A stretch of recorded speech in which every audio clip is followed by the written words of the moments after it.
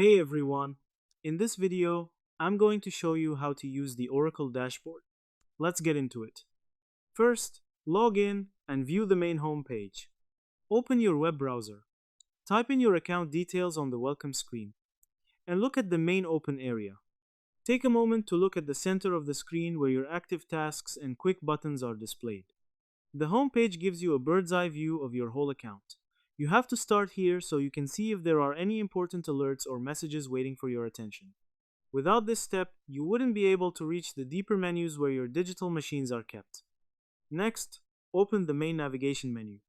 You need to find the Master Key button that opens up all the hidden pathways to your specific cloud tools.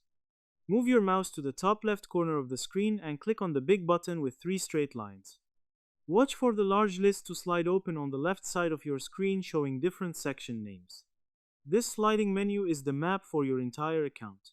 By opening this list, you can see all the categories like storage, computers, and networking organized in a neat row.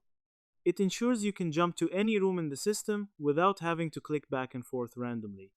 Next, check your active resources.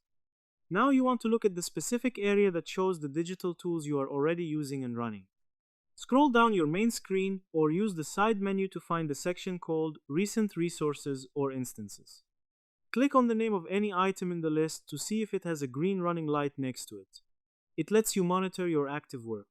By checking this area, you can make sure your digital computers are turned on and doing their job.